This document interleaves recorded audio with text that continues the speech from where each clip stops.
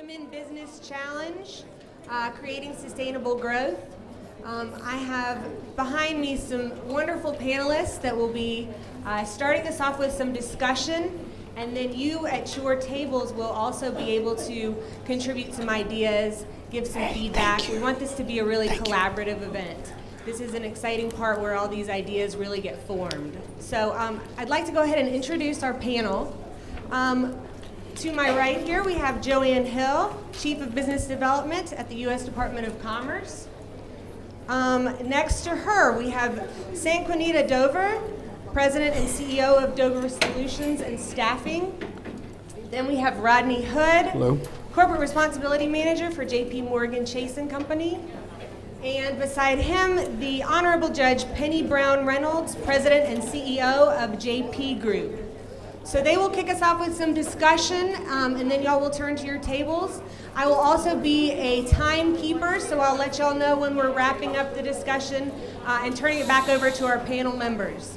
So thank you so much for being in attendance. Thank you so much to our panelists, and I'll let y'all take it away. Okay, thank you, Katie. Again, I'm Joann Hill. I serve as Chief of the Office of Business Development at the U.S. Department of Commerce, Minority Business Development Agency in Washington, D.C. I started my career with the agency about 15 years ago, right here in Atlanta. So Atlanta is near and dear to my heart. I've been in D.C. now for just over 3 years, going on 4. I've spent a large part of my career in minority business development. I started my career in banking and finance with the FDIC. So I've worked with companies, for those of you that are smaller businesses or startup businesses. I've worked with companies that are small startup companies to those that are today even more sophisticated, that are larger and high growth companies. I administer a nationwide network of business centers targeted at minority owned businesses. We have 44 of them nationwide. I have some handouts that you'll find in the back at the end of the program. But we provide and facilitate access to traditional as well as non-traditional sources of capital, access to market opportunities, emerging domestic markets as well as global markets. We partner with the International Trade Administration, as well as access to public and private sector procurement opportunities. Another quick nugget is last year, we helped these minority businesses nationwide to generate nearly $6.8 billion in procurement and financing opportunities, creating over 30,000 jobs. So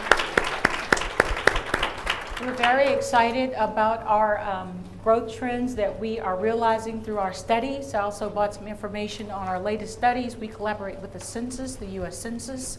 That's another one of our sister agencies under the Department of Commerce. And we'll share some more insight and information with you. But I will start off by saying that we also want to hear from you. So as we begin our dialogue here as panelists, we're going to open it up towards the second half of the session to hear some of the questions that you might have that we can share insight with you about how to grow and expand your businesses. Sanquinetta. Good afternoon. I'm Sanquinetta Dover, and I am the President and CEO of Dover Staffing, Dover Solutions. We are a 20-year-old company, started the business. Oh, my mic? Can you hear me now? Yeah. All right. Okay. All right, I am Sanquinetta Dover, and I am the CEO of Dover Staffing, Dover Solutions, which is a 20-year-old company. I came to Atlanta in 1996, the year of the Olympics, and started my business. And I am an example of someone who came with very little capital. I had very little money to start. I had a dream and an idea, and I knew what I wanted to do, and I came in and hit the ground running. So 20 years later, we have had lots of success. We've helped a lot of people. We provide staffing solutions. So we help people with their get trained and get back into the workplace. We help people to find their careers and how to navigate growth opportunities for themselves. So we have had a lot of success. I've worked with the MBDA in learning how to grow my business and develop my infrastructure. Getting access to capital was one of the things that we have learned at MBDA around accounts receivable financing is one thing that we have used to grow our business in conjunction with a line of credit. Also, we have sustained a lot of growth using various agencies like the SBA. We were very successful in the 8A program. We were one company that has had several contracts through the 8A program and through the GSA schedule. So we've done a lot of work in the federal space and in the government space. And that has just allowed us to grow and we continue to grow our company. So at this time, we are now diversifying our offerings where we provide training as well as project management solutions. We have been able to get various contracts as a staffing agency. We have the opportunity to go out and learn different lines of business. So that gives us more expertise, and we have utilized that expertise in order to gain more contracts in different types of business, which allows us to diversify our portfolio. Thank Great. you, Sanquinetta. Rodney? Hey, good afternoon, everyone. Can you hear me in the back? Okay, good. I'm Rodney Hood with JPMorgan Chase. I have to tell you all, for me, what's really exciting today is were a number of things. One, my career in banking began here in Atlanta over 20 years ago. So to think that this is the market where I learned all about commercial lending and how to analyze company balance sheets, it all started here, and I'm glad today to work for JPMorgan Chase, where a lot of my responsibilities entail looking at how do we spur minority business development. But not only how do we do it, how do we make capital accessible, but how do we do it sustainably? So a lot of the work that I do at JPMorgan Chase is to make sure that we are finding opportunities for you all as entrepreneurs to work with our business bankers, to learn about some of the products that we have by way of SBA loans that you just heard about. Also, you all, we at JPMorgan Chase, we have over 4 million small business customers.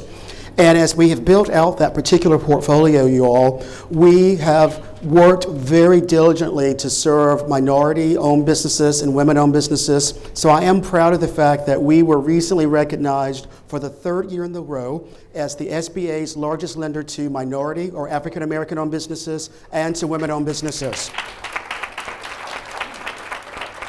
Well, thank you all, but I don't say that to brag. I say it more just to let you know that we have a commitment to working with you and to doing so sustainably.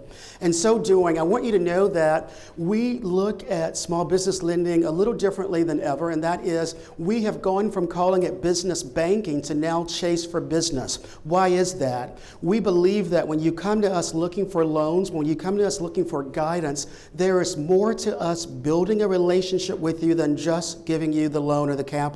We're looking at ways holistically of maybe there is a business credit card that's needed. Maybe you need to look at us for payment systems. How are you going to use those innovative tools today to get some of your payments that you're going to want to get from your suppliers and some of your customers? How are you going to look at cash flow analysis? So we are looking at the needs of the small business community holistically.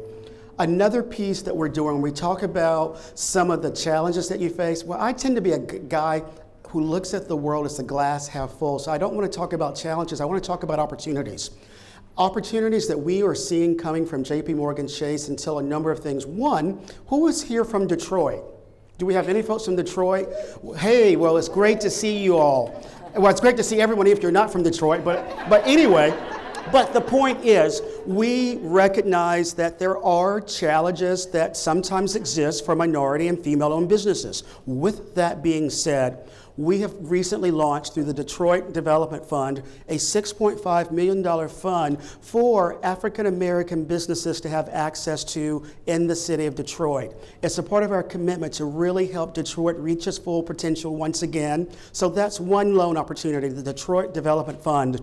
Another fund that another fund, you all, that we just announced for those of you who are perhaps living in Los Angeles. Is there anyone from Los Angeles, New York, or Chicago?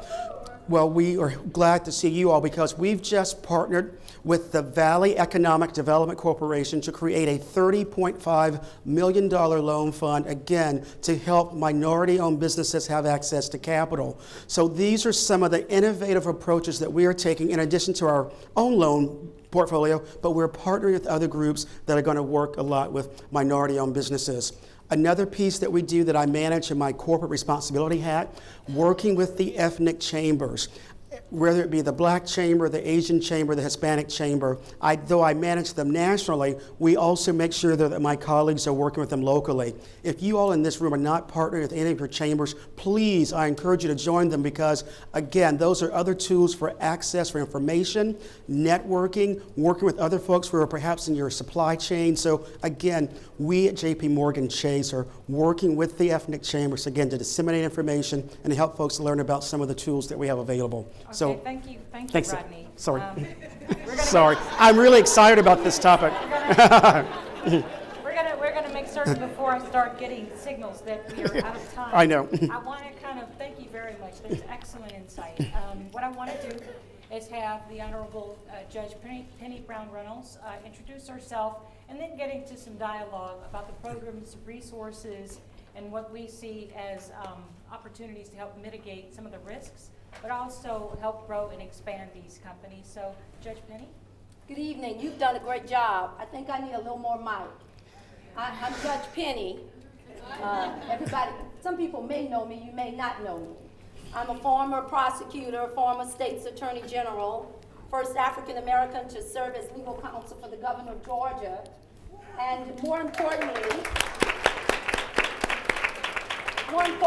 I am an entrepreneur. And it all started when I was a little girl with my lemonade stand. But more than that, I'm a dreamer and an executor. I was watching television one day while on the bench, graduated at the top of my class, but felt that there was something else inside of me that I wanted to do. And then I watched Judge Judy and I said, if she could do it, certainly I can too. And so on my own, and with the help of a couple of other people, I raised $8 million in capital to create, produce, and distribute my own court television show. The only person other than Oprah Winfrey and Barbara Walters that did it without a major studio, we were able to accomplish that, and I'm very pleased about saying I did that. So now I own a company. I'm a CEO of a foundation, but I own a company called the JP Group, which is a empowering media company, but also we promote economic self-sufficiency, primarily for women, but for everyone. Because we need to deal with a radical shift in how women, minority women, and people in general have relations with economics. And so that's what my company does. We create programs. I have one of the largest conferences other than Essence. Every year we had 7,000 last year where we really focused on economic self-sufficiency because it's all about liberation and taking us out of bondage, of believing that we have to work for someone else and not have the abilities to work for ourselves just because you don't see the money. The money is there. You can get the money. You just have to know how to get it. So that's my introduction of Miss Penny Brown Reynolds. Thank you.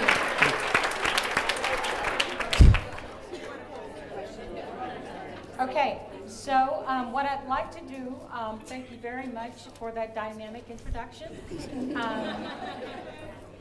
You've heard all of what you have here today, a very diverse panel, and what we're going to do is pose a question to you, for those of you that are out there.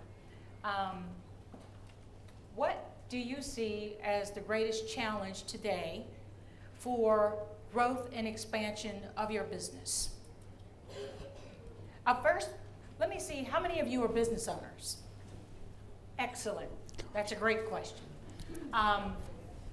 I'll tell you what ours is as an agency through studies that we've conducted just recently, but we want to hear insights from you and have you discuss at your tables. What do you see as your greatest challenge with your business today, and what would you offer as solutions?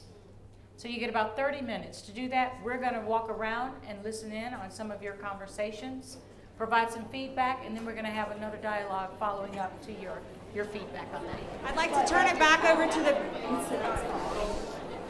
Can you hear me now?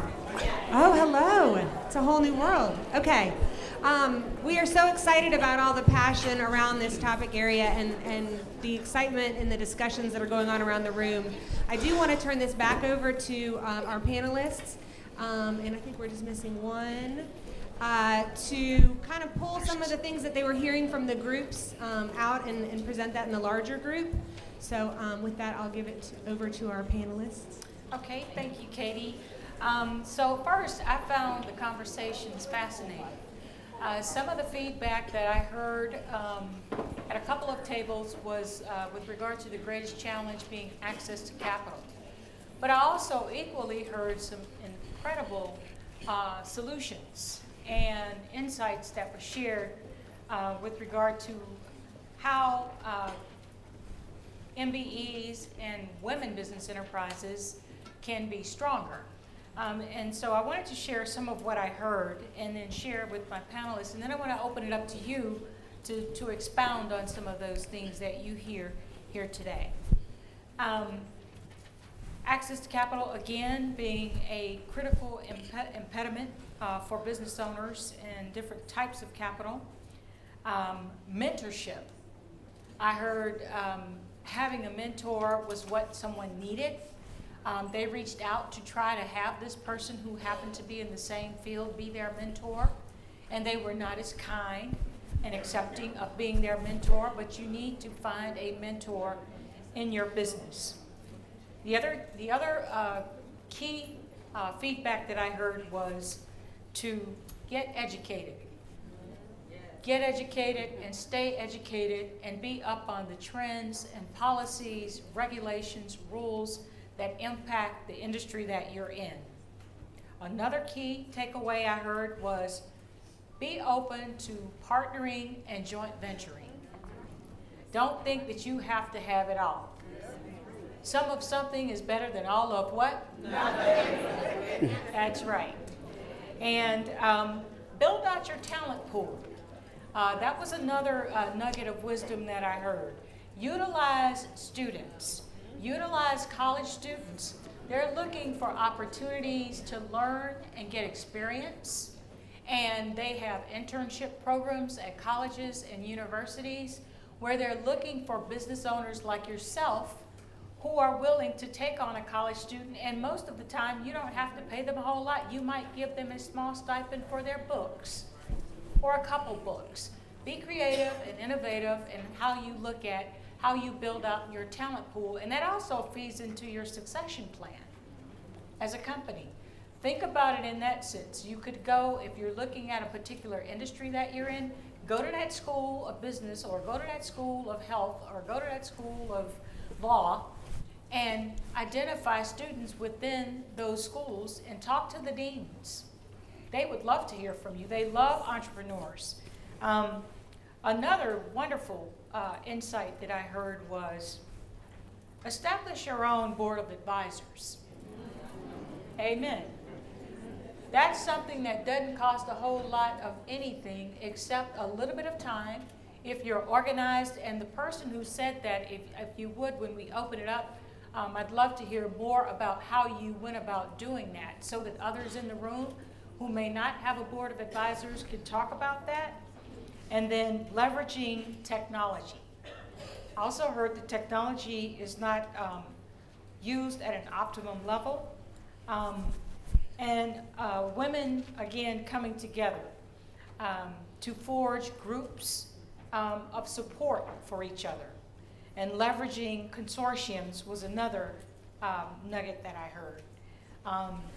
As it relates to banking, Rodney, I heard the issue of credit scores and how that's been a major, again, impediment for minority business owners. The challenge of dealing with credit scores and how they are looking for new and innovative sources of capital where they're not as scrutinized just by credit when they have the experience. They can get the job done, but they might have hit a hiccup or a bump in the road here and there, here or there. So that'd be wonderful to stretch out on that a little bit more.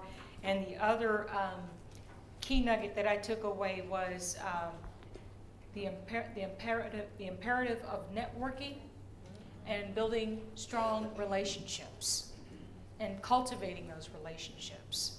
So with that, what I'd like to have is each of you, if you heard something, that you can build on from what I've shared, and then I'd like to open it up to the audience and hear from you. Yes.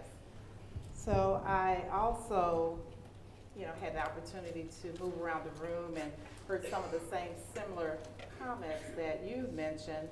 I was excited to hear about the advisory group, which is very important to have. And one person said they wanted to pick 5 people from different industries, and that would bring that talent to them. So that would be their advisory group. Someone's talked about the habit of saving and the importance that she had a goal and she was systematically saving a certain amount of money each week with the intent of opening up a spot that she has a plan to do. So I thought that was very good. It's very intentional, and she is driven to stay on goal for saving. And we all know that saving is a success principle. I heard about technology, the importance of having technology in your organization, as well as developing a plan. And the conversation talked about how sometimes the plan can be daunting and overwhelming, and there was discussion about how you can just break that plan down and work on it in chunks so that you do not become overwhelmed and so that you are able to reach your goal. Education was talked about as well, about staying on top of your game in your industries and staying current, joining trade organizations, understanding what trade organizations you might be affiliated with. There could be publications that you might be able to publish articles in to get advertisement for your business, as well as investing into your business. Don't spend all of your money. When reinvest the money into the business. Have a plan around how you're going to spend money and to enjoy your money, but understand that you are the biggest funder of your business, and to have the willingness to sacrifice and to you be the biggest investor into your business. So those were some of the things that I heard as I moved around the room, and it was very interesting, and I learned a lot. Thank you. Thank you. And I love the point that you made about investing in your business and investing in yourself. Because when you go to any lender, whether it's a traditional lender or friends and family or angel investors, venture capitalists, it runs the gamut, whether it's traditional or non-traditional. They're going to want to know, bottom line is, what's your skin in the game? How much skin do you have in the game? Because that's going to let me know your level of loyalty and commitment. If you watch the Shark Tank on Fridays, one of the things, that's one of their number 1 questions. How much have you invested in this? And sweat equity is great. But in addition to sweat equity, what financial equity have you made the sacrifice to invest in yourself? So that's a very great insight. And I would agree with that wholeheartedly. In fact, I would say that equity piece is important, but also when it comes to investing in yourselves and in your businesses, continuing education. Are you staying up to date on inventory management, cash flow analysis, the things that really help propel your business to the next level? And another piece that I would call an investment, you all in this room will have a unique advantage of having minority-owned businesses, women-owned businesses. Make sure you're getting the certifications. That will in many instances require an investment of you're going to a class, getting the certification, and then companies such as mine and others, we look at that. Is it an MBE certified? Is it a women certified business? And that helps us with our spend, and not just us, but all the companies that you probably want to work with. So again, get the certifications. Thank you for that, Rodney. And I wanted to just drop a nugget of wisdom hot off the press for you women-owned businesses in here that I just got literally this morning as we were preparing for this session. The U.S. Small Business Administration is now, a policy has been passed to provide sole source contracting. Yes, that is really, really huge. Sole source contracting, it still has to go through all of the nuances that they go through to get it through and get it to get it processed and established. But sole source contracting basically means that an organization can say, I like what this lady does. We vetted her company. We've conducted all of our due diligence, and that's who we want to do business with, and do it without a competition. So that's a big deal for women, right? Yeah. So our national director, Alejandra Castillo, is speaking at 2 o'clock today, but the SBA administrator will also likely mention that tomorrow morning when she speaks at 8 a.m., I believe, and kicks off tomorrow morning's session. So I just wanted to share that good news and another nugget of wisdom for you hot off the press. That's excellent. One of the greatest things that I would like to share after listening is preparation. It's very glamorous, so you think having a business. It is one of the hardest things that you will ever do. But what makes it easy is you need to be very honest with yourself and ask, are you operating in your gifts and in your talents? Just because someone else is successful at a certain kind of business does not necessarily mean that that will translate to success for you. Remember, I'm not only an entrepreneur, but I'm also an ordained pastor. And there's a story of a young woman that, yeah, that's what you feel in the anointing booth.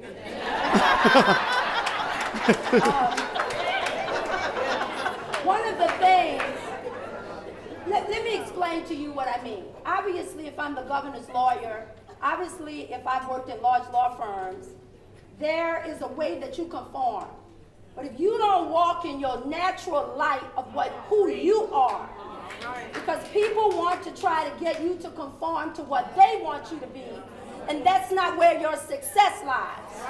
Your success lies is in you walking in there and believing who you are. You have to radically shift the atmosphere so that someone will be able to understand that you are a success before you show them your portfolio. But if you don't believe it, it's not going to happen. But you must be prepared, because at any time, anything could happen. This woman had a situation where she didn't know what to do. She owed a great debt. She went to this man in the Bible, it's called a prophet, and she asked him, what do I do? The man in his wisdom says, what do you already have in your own house? So the point of the metaphor that I'm sharing with you today is, do an assessment. I'm going to talk about this tomorrow with age and longevity. You need to do a life audit. You need to see what's being deposited and what's being withdrawn from your current situation. If you have more withdrawals coming out of your life than you have deposits, then you need to go back, get your PIN number from whoever you gave it to.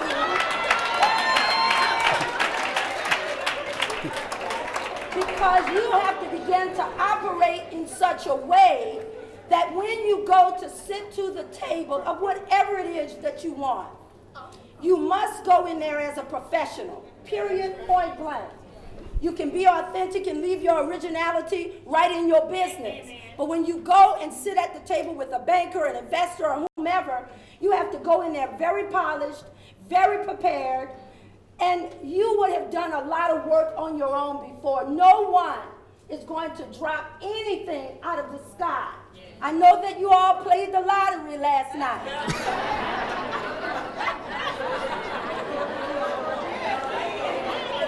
But the good thing about today is you have more than the lottery ever could offer you, because you need to sit down and assess every gift and talent. If I raised $8 million to do a television show and never did media all of my life, I walked in there and I owned every bit of air that was in that room to make everybody understand, but I did my research. I understood the business before I went in there. And that's what you have to do. Preparation, I can't stress that enough, is absolutely key. Wonderful. Thank you. I could not agree more. Oftentimes, as business owners, that's the thing that you really do have to take to heart. There are times when you're going to be presented with an opportunity that caught you off guard. You're being prepared and polished, to your point, and on top of your game affords you the privilege and the competitive advantage that the next person may not have. And I'm sure there are some stories in here that can be told where it just so happens,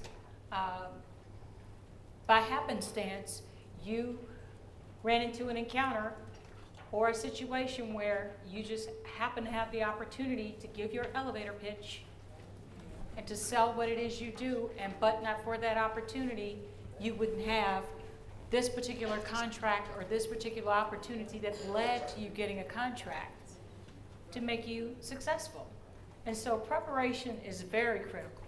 I can't tell you and stress and emphasize that point enough. You really do, for the points that you've heard from us here today, and making certain that you've got your teaming, your joint ventures, so when an opportunity presents itself, you've got a portfolio of advisors that you can go to and glean insight from about other pros or experts in a particular industry or what have you that you may be able to utilize or leverage access to bid on a contract to give you a competitive advantage, because you don't need to do it all.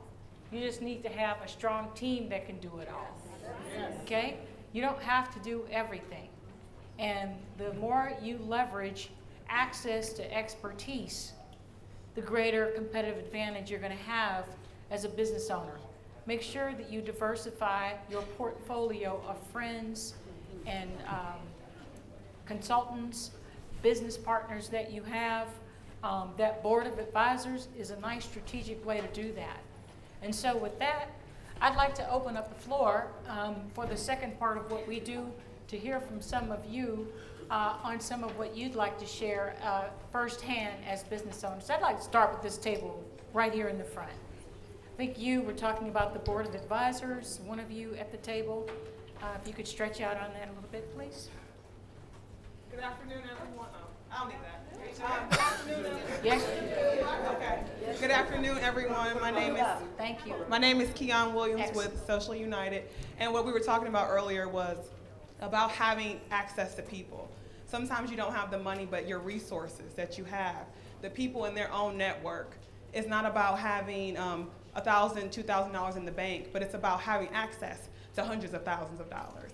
And so with the Board of Advisors, it's about having people who have expertise in the areas that you're lacking in, because you don't have to do it all by yourself. So many times we're trying to go after a contract alone when we can collaborate with other business owners. As we were sitting here at the table, we saw that there was things that each of us needed. And so instead of trying to do it by ourselves, doing it together. So that was one of the things that we talked about earlier. Thank you. And the other key point is they're not like a venture capitalist. They're not looking for 30% equity in your company. A lot of people just want to be able to give back. There's this philanthropic seed that they have inside of them, and they want to be able to share and help the next business grow. So again, please, thank you for that, and please consider that as you grow your businesses. Yes, ma'am. My question is for the gentleman, Chase. On Yep. the women, Can you hang on 1 second? We want to make certain everybody hears what you have to. If anybody uses a mic, put it right up to your chin. Thank like you. that. Right to the chin. Okay, good afternoon. I'm Sandy Johnson. I'm the owner of Sandy U. Johnson and Associates, which is a realtor broker firm in Austell, Georgia. My question is to Mr. Chase. So you wish. With the minority-owned certification, with the minority minority-owned certification, is there a difference of your requirement whether it's third-party approved certification or if it's self-certification? It doesn't matter. It all depends on what it is what we're looking from supplier diversity, but just getting one of those at least will get you in the door, at least for active discussions and things like that. So if you can do both, so be it. But again, that could be a financing issue. So at least get one, preferably two would be helpful, but no. Yeah, so Rodney, I wanted to build on the certification question. There are a couple of good, prudent, I would say, certifications that you would want to consider having as women business owners. WeBank, the Women's Business Entrepreneurial Nationwide Network is called WeBank, W-B-E-N. If you're interested, I will have my contact information. We are strong partners with them. That's a wonderful certification for you to have. That's one that you're gonna probably be, they're probably gonna be a third-party certification organization for that SBA program. I can't promise that, but I would venture to say that because they have that, they've been vetted, they've been around. Another key certification for those of you that are private sector is the National Minority Supplier Development Council. That's the go-to organization for corporate America when they're looking at doing business with minority business enterprises. And they're looking at, have you been vetted, have you been authenticated, have you been, you would appreciate this, anointed? Yes. That's a wonderful certification to have. Absolutely, it's the National Minority Supplier Development Council. NMSDC.org is their website. It's a partner of ours as an agency at MBDA because a lot of our minority business enterprise firms need that certification to be a part of their supply chains. If you want to be a part of corporate America, and even it helps with state and local procurements, you need to have those certifications. That's really like a very strong asset to have. And you would connect through your local council. Like in Georgia, it's the Georgia Minority Supplier Development Council. They're by state. For state. those of you that are here in Georgia, great. But they have them, I think, in at least 40 plus states nationwide. And they have chapters. And I would say that's the first question. If you all were to ever meet any of our supplier diversity folks, that would be the first question. Are you certified? So. Yeah. Yes, ma'am. There's a question. I'm sorry. Go right ahead. Go right ahead. Hi, my name is Paula Watts, and I'm the owner and CEO of the Government Procurement Institute. I come with a different perspective. I owned a business up in Washington, D.C. through the 8A program, and after a lawsuit and having to lose the business, I ended up joining SBA so that I could understand the rules and regulations of running a business. Most of us don't understand how to run a business. So I left my good government job in January and took a leap of faith so that I could teach businesses how to get through this process. People are intimidated with the government process, but the 8A program, along with the women's program, along with the Hub Zone program, allows you to have access to these contracts. When I was in DC, there were 1,700 firms registered in the 8A program. It's for minority-owned businesses, and it allows you to go to any agency, and they can award contracts to your business up to $4 million without any competition. Can I say that again? Yeah. Without any competition. When I relocated here 3 years ago to Atlanta, there was only 200 firms a part of that program. That told a story. So what you have is businesses from Washington, D.C., coming here to win contracts. And when I look at Atlanta, this area is hot. When you look at all these military bases, it's 5 military bases. You got CDC. But until you understand the process, you can't get into the game. Excellent. Thank you very much for that. And I want to just say that to her point, here in Atlanta, there are more than 120 federal agencies. So if you're looking at doing business with the federal government, please know that there's a broad footprint here in the city of Atlanta, throughout the state of Georgia. Hello, my name is Camille Walker Banks. I'm from Detroit.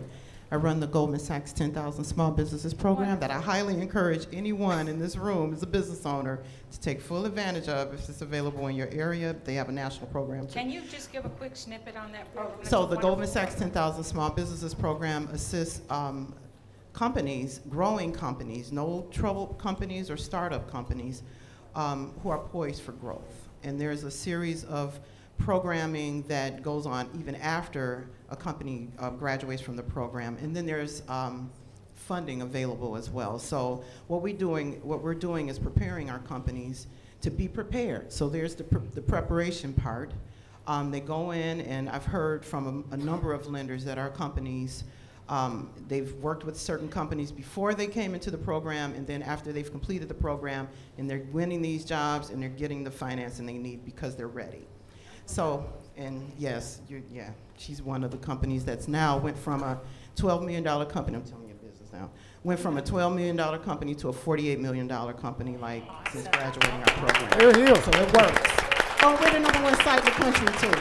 So anyway, what I had, though, is a question for Chase, because you are making some great investments in the Detroit market, and we appreciate that, because we need that. We're taking full advantage of it. But I heard that there was another tool that people, I've been hearing about collateral, or the lack of collateral, people putting up their homes and looking for other ways of supporting debt when they're going into pursuing some debt. And I heard that an insurance policy can be used as collateral. So I wanted to ask you about that, because I never heard of such a thing. And I have to tell you, I've not heard that either. So while it may be out there, I cannot speak to it now. Okay. But I'll be happy to follow up with you. I'll get your card. That's very innovative, though. That's really innovative. Innovative concept. It is very innovative. Yes. But while we're getting ready for the next question, I just want to throw out another resource, you all. We've been talking a lot about banks. We've also been talking about SBA. There is another tool that I would be remiss if I didn't mention. Who here lives in small rural areas? Are there any folks from small rural? There's the USDA Department of Rural Development. You all, they have an arm that also does loan guarantees similar to the guarantees that one would get from an SBA loan. You can get those from U.S. Department of Agriculture loans. And again, it's through their Rural Business Development Group. And again, it's just another funding mechanism. But again, those are for the smaller rural areas. Just wanted to throw that out. Thank you for that, and they're pushing that very hard. We've got a meeting, perhaps we can tag team on it. Exactly. Their business and industry program at the USDA, where they are really trying to roll out this new alternative lending source for small business owners. So for those of you who may have others that you know that live in rural development areas that are looking for funding, that's an option that you want to add to your bucket list. The thing that I also just wanted to, before we go back into the feedback, was the NMSDC, I would be remiss if I did not mention Detroit. Our business center in Detroit, the MBDA, U.S. Department of Commerce's business center, is administered by the NMSDC that I just talked about. They're the operator for our business center. So we work very closely with them. We have about 8 or 9 affiliates throughout the nation, and Detroit just happens to be one of them. Here in Atlanta, I would also be remiss if I did not put in that plug. We have a business center that's located at Georgia Tech.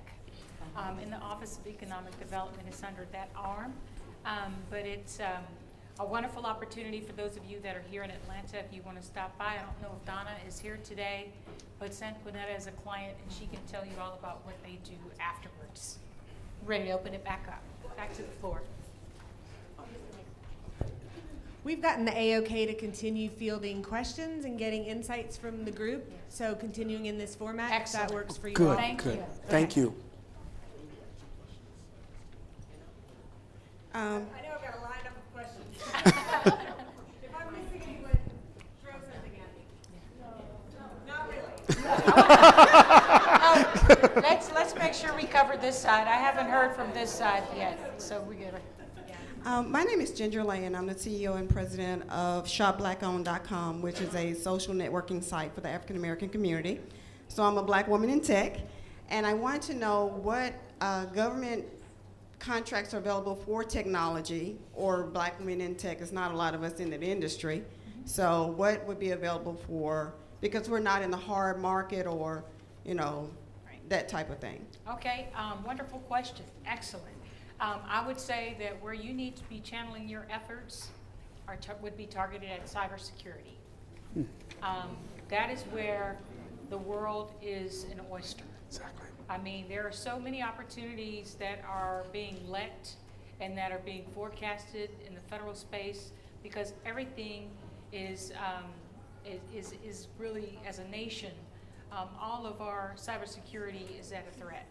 I mean, we've heard it from everything from our lending institutions to our federal system that was compromised, OPM. You know, that's really where you should, if I had to give you some advice as a tech person who's in that space, and if you were looking to grow and expand, and again, remember teaming and joint venturing and leveraging your core competency. Very critical, but a wonderful industry. Right, and I would also like to add that we've done a lot of work in the government space. And one thing that is always good to have is a GSA schedule. So to go out and to identify what schedule would allow you to offer your service, if it be cybersecurity or if you want to provide some other services.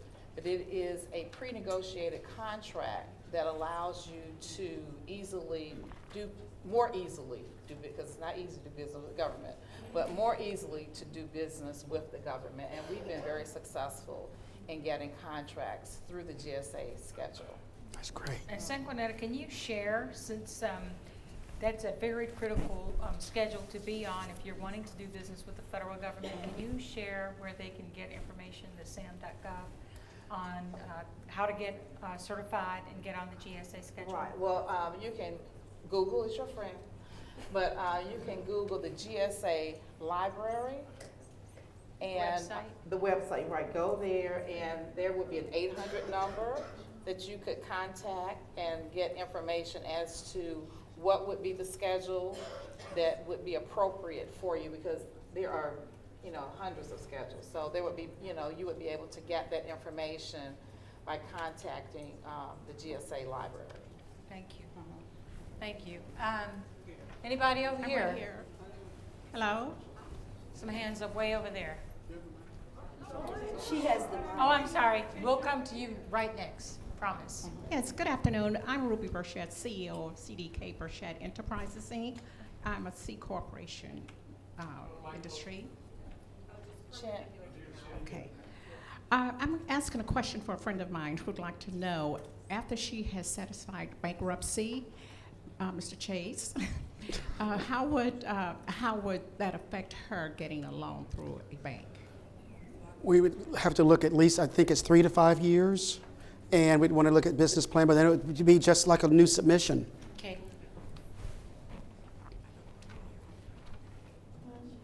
Okay, I'm gonna take liberty of exercising my authority as the moderator. I want to take one from this side and one from that side and one from this side and one from that side to balance it out. What she's asking you to do is take the mic and walk over there. Just tell her, take the mic. We'll be back. We're Walk coming over back. there. I just want to make certain And that then we're come being back. fair That's and what she was equitable asking. with our balance.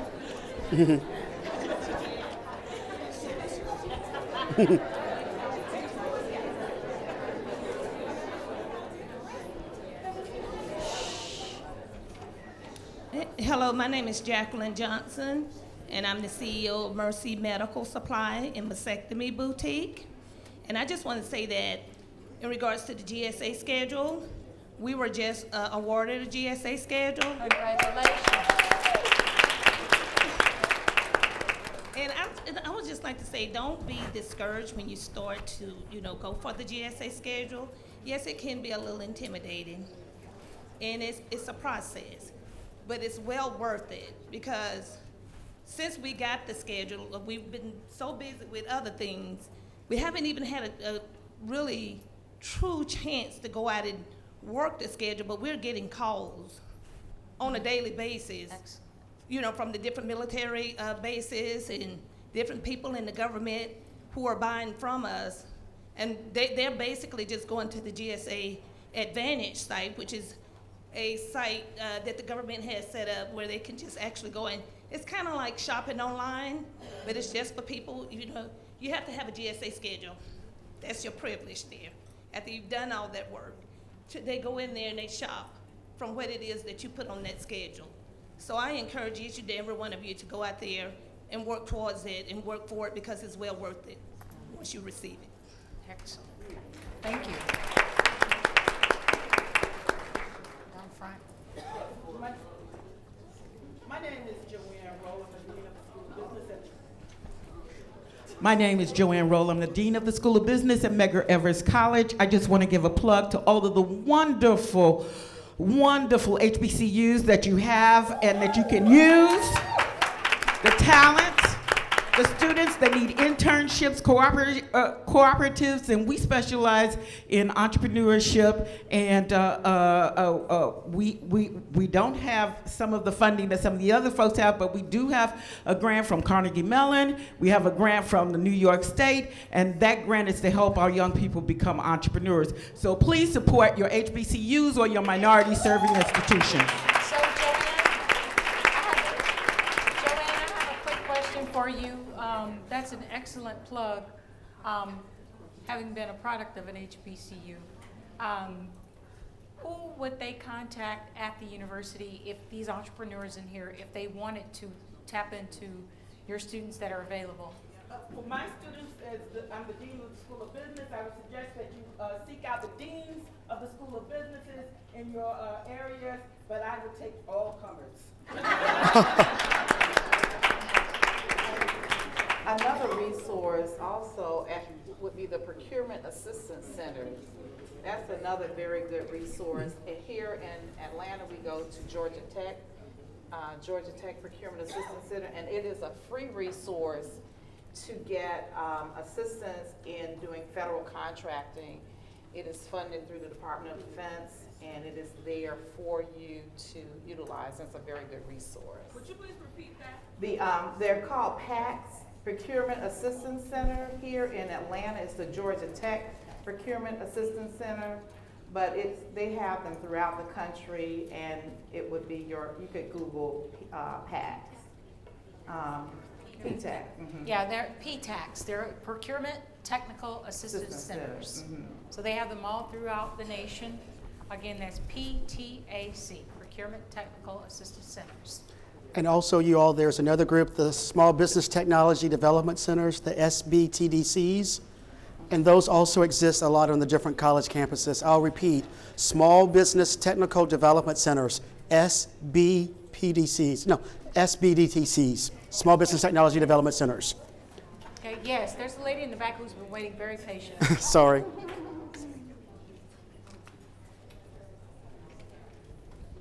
And their services are free. Okay. My name is Lavender Waters. I'm not a business owner, but I'm looking to be a business owner. But I have a question, and that is, once you start a business, one of the things you want to do is grow the business. But a lot of times, it's hard to do that because you need the funds to do that, and you have to expand the business, and you also have competitors that you have to deal with. And a lot of times, you don't have the resources or the funds. You don't have the resources or the funds to do that. And so that is a challenge when you are a small business owner.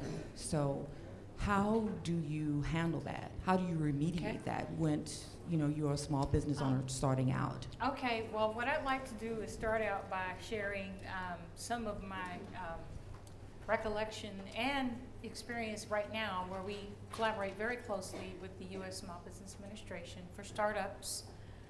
We also have some online tools, but one of the things you want to make certain that you have as a startup business owner is very fundamental. You have It doesn't have to be a very lengthy, drawn-out business plan. But your concept of your business needs to be well thought out and communicated in a business plan format. Once you do that, you would want to look at, there's a program here, I believe it's called GMEN, the Georgia Micro Enterprise Network.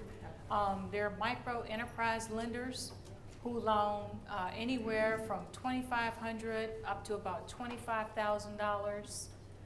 That's just one example that I recall, and I saw something just recently from them. But then there are others. But if it's friends and family, it could be a part of this, network of business advisor types that you're sharing your concept with. If you've got a business plan and you've thought about your concept and you have some skin in the game, because you're going to have some skin in the game, that's going to be your leverage. And going to micro enterprise lenders is either going to be friends and family, micro enterprise lenders. The bank is going to want to know that you've got some experience under your belt before they are willing to take that level of risk. I mean, that's just the way the game is played. Unless you've got a co-signer or somebody who's willing to stand behind you and be your guarantor, it's going to be a little bit challenging to go to a bank. There's another option also.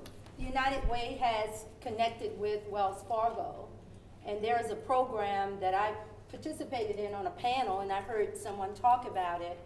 And they have what's called the seed money to get involved in a business. And you go through a program with them, you start saving in their account, and then they will match what you save after a period of 6 months.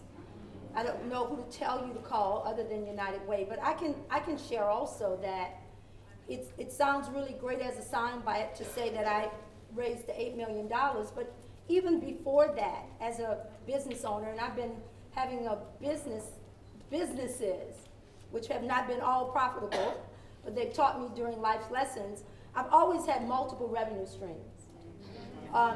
When you go through various seasons in your life, your 401k, having good insurance, having a good house, and all of these things mattered so much that I wasn't necessarily wanting to throw in the towel of all of those things that I had to have to raise a family in order to start a business. So what I did was I started a business while I still was employed at another location. And what it did was it afforded me the opportunity to try different businesses and to see if this was something I really wanted to do. You can start a business right now for as little as $500. I'm getting ready to launch this program where if you're interested in starting a business, and you don't have to call me, just go on judgepenny.com. I'll be sending out all of the information. You'll hear it on the radio program. Because I'm saying this because it's going to be free of charge. My mind is this year I want to see that 200 women start their own businesses by providing them with the professionals that you need. You see, it's nice to talk about just the financial part, but there's a legal aspect to starting your own businesses. You must have the proper LLC, whether it's a C Corp or you need to have professionals there that you can count on to do that. You also need a good CPA. You need someone that can help you with QuickBooks and all of the things that small businesses have to do with. Getting the financing is one part of it, but it's only one part of it. You have to know from the beginning all the way to the end what it means to run a business. And sometimes you may just want to start off having it be a multiple revenue source. My mother used to always tell me that you want to be an empowered woman because you will never be a slave to any place where you would work. And so when everyone was sitting around worrying about being laid off, it never was my issue because I always had what we would call a glorified side hustle. Always. Always. And so if you're working for a company, whether it be the federal government or whether it be a wonderful corporation, all of that is fine and dandy. I've worked for the government, I've worked for companies, but the true independence is in knowing that you sort of control that aspect of your life.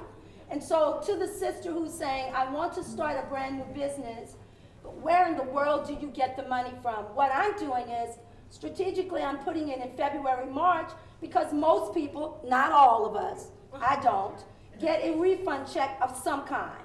Let's say you get that. Invest back in your life. You can get money, borrow money against your 401k. There are a lot of resources that I know that my sister was sharing. You can go to friends and relatives. I don't have any relatives that's going to give me any money. However, you need to decide for yourself if this is something you really believe in, if this is something you really want. And if you can do it, I just highly recommend that you start off small. Take small bites.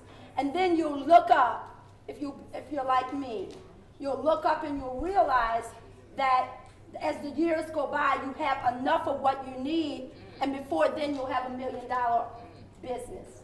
That's what happened for me. It was a very simple formula. I always just had my, glorified side hustle.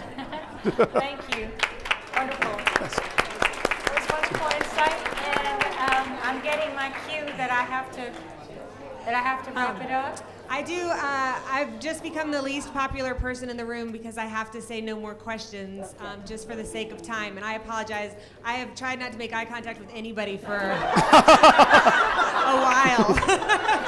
That's why I'm not looking at anybody. So I do apologize. I do want to take us through the major themes that we discussed today. That are now projected up on the screen. I'm going to turn it back then over to our panel for a few thoughts from them, and then we have a representative from Operation Hope that's going to be talking with us a little bit just to wrap the session in its entirety. The importance of that.